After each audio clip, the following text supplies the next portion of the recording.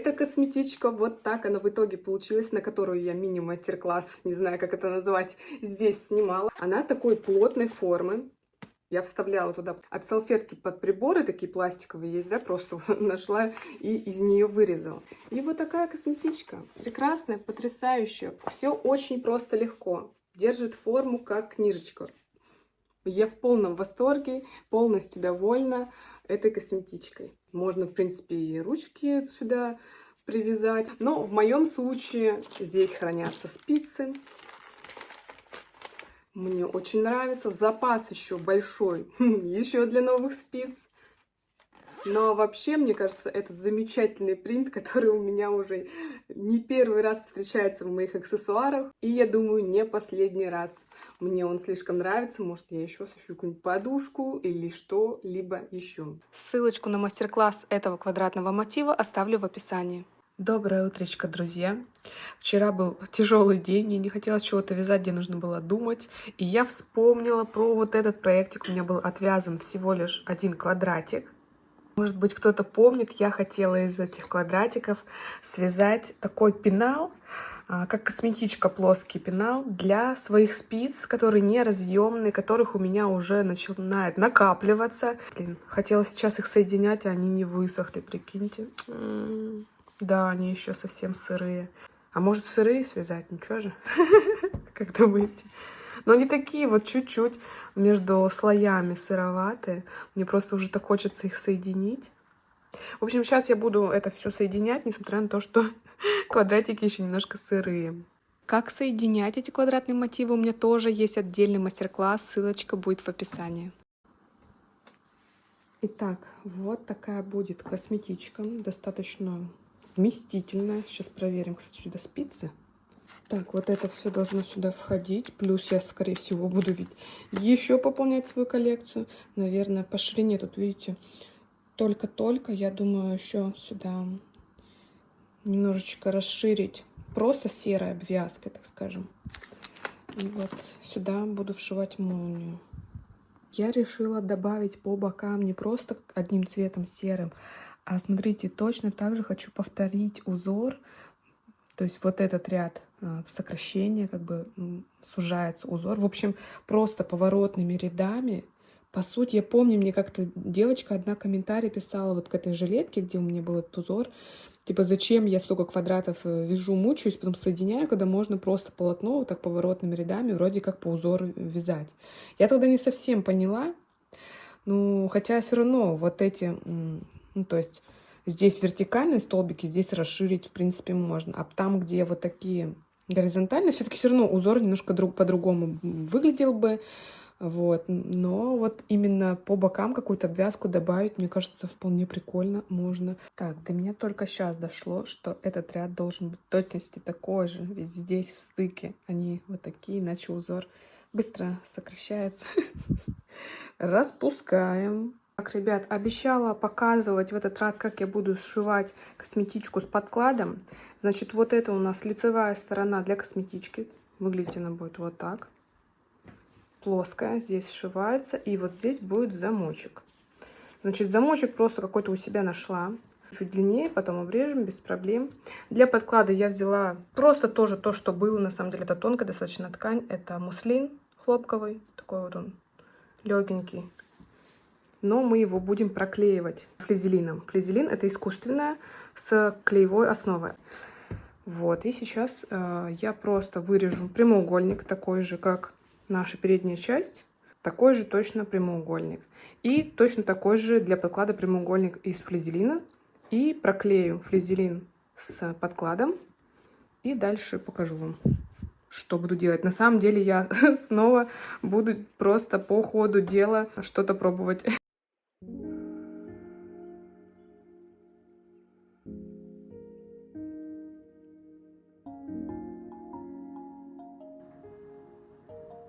Смотрим обязательно, чтобы флизелин был клеевой стороной сюда, ну то есть к изнанке к нашей.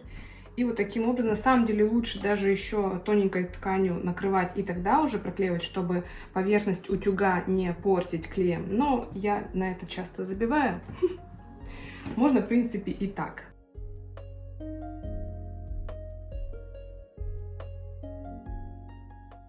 Значит, в моем случае начинаем пришивать. Я хочу отдельно перед сначала пришить, то есть лицевую часть, и потом уже пришивать подклад.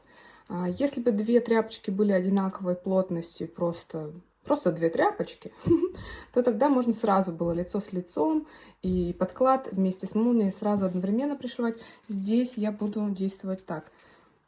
Прикладываем вот таким образом молнию, то есть вот ее лицо, здесь лицо. И вот так сейчас я присоединю. Здесь хвостик оставляем, это так надо, даже удобнее в моем случае. И пришиваем. Вот так здесь прокладываем строчку.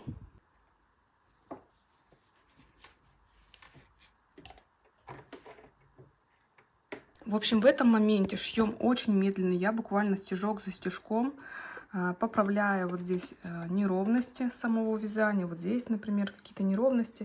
То есть выпрямляю прям каждый стежочек, чтобы не растянулось вязание. Пришиваю к молнии широкими стежками. Здесь я до конца не дошиваю, только вот до сюда, потому что эту строчечку петелек мы будем связывать вместе по бокам именно крючком и пряжей. Сделали закрепочку. Все. Сейчас мы молнию закрываем. Вот так вот у нас получилась строчка. Здесь достаточно большой отступ, но меня это вполне устраивает. Я просто прошивала на обычной лапке, а не специально для молний. Поэтому я так вот делала большой отступ. Сейчас мы складываем вот так трубкой и прикалываем параллельно, чтобы у нас две половинки было все совпадало. Аккуратненько прикалываем булавками. Дальше мы эту молнию расстегиваем.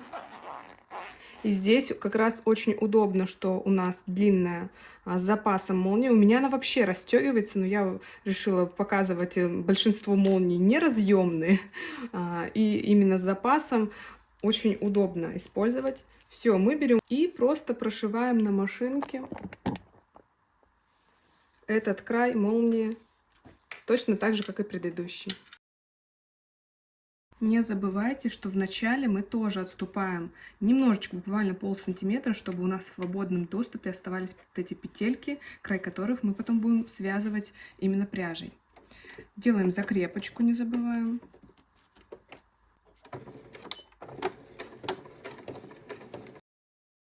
Все, и прошиваем так до конца. Вот так сшили мы вторую половинку, закрываем и проверяем. Ну, чуть-чуть вот здесь вот как-то съехала маленько совсем. Меня устраивает. Мы тут, да, не за perfect, как бы, а за оптимальный вариант. В целом норм. Все, дальше берем подкладочную нашу. Лицом кверху кладем наш подклад. Одну половинку. Сверху лицо, снизу изнанка. Кладем вот таким образом. Ну, то есть на глаз примерно делаем нахлестом, не знаю, сантиметрик. Даже побольше. 1,5 сантиметра. В общем, мы будем мы будем снова по вот этому шву с лица пришивать вот этот подклад. Потом он у нас вот так вывернется. И получится аккуратная изнанка, которую мы заутюжим. Давайте это сделаем. Я вот сейчас просто на ходу все это сочиняю. Так что в итоге посмотрим, как обычно, что у меня из этого получится вообще. Прикалываем.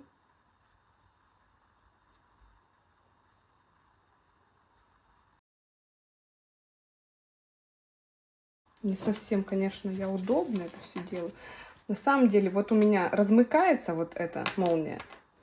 И это, конечно, прекрасно и удобно. Вот таким образом раскладываем, соединяем все и пришиваем.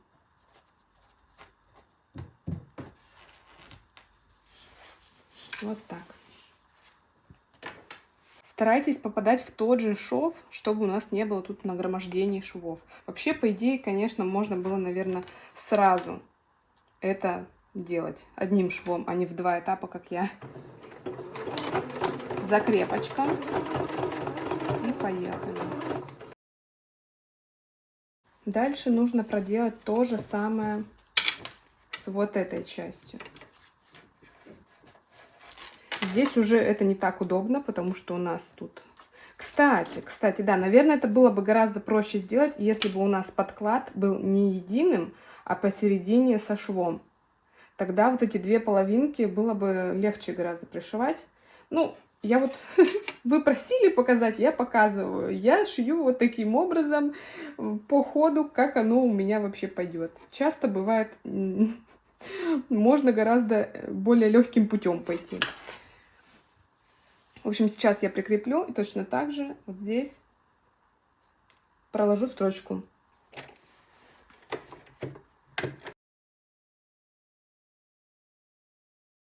Итак, мы прошили эту строчку.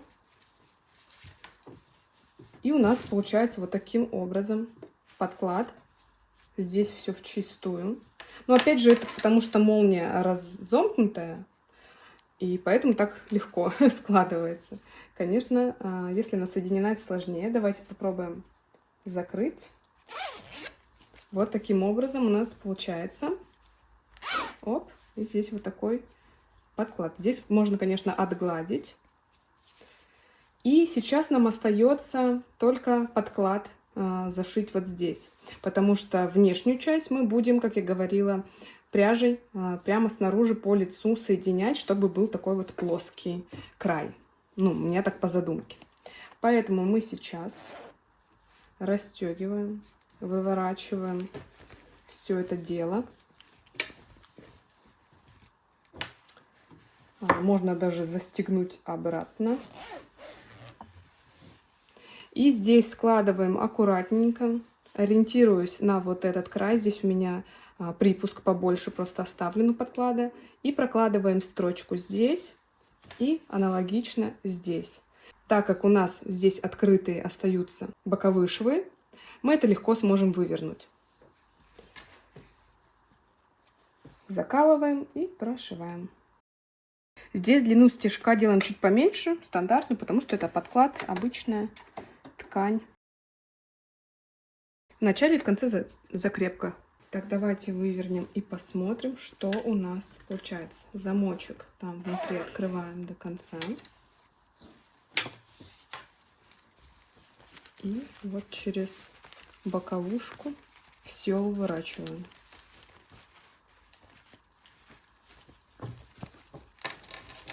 Вот что у нас получилось.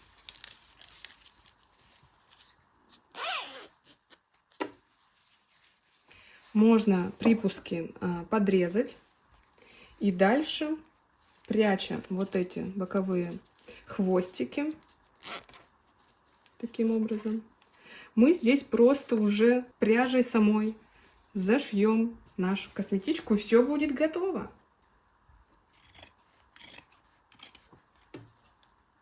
Кстати, мне сейчас мысль пришла, что вот на этом моменте, пока у нас еще не зашиты внешние части, можно сюда вырезать какие-то картоночку, что-то, какой-то плотный материал, для того, чтобы, например, это был очень такой прочный каркас, если это необходимо. Мне это необходимо, потому что я хочу действительно сюда, да, я буду класть вот эти все спицы, и мне хочется, чтобы это как папочка в моем вот в этом месте хранения инструментов всех. То есть здесь у меня твердые каркасы у пеналов и органайзеров, и хочется, чтобы эта штучка тоже была такая поплотнее, поэтому я сейчас, наверное, что-нибудь придумаю. Попробовала я картоночку приложить, но подумала о том, что, ну, буквально, не знаю, что-то случайно ее погнуть очень легко. Ну, и картонка, она все-таки какая-то недолговечная, постирать нельзя будет. Поэтому я взяла вот такой вот пластик. Это подставка под горячее обычная.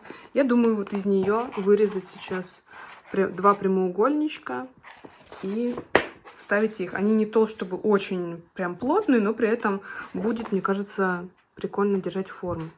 Итак, все получилось хорошо. На самом деле даже узор я вот вставляю, почти ничего не заметно в целом в эти дырочки. Очень здорово так форму держит, мне нравится. и при этом не утолщает, какую-то толщину не делает. Короче, классное решение. Вот так вот у нас по ходу получилось.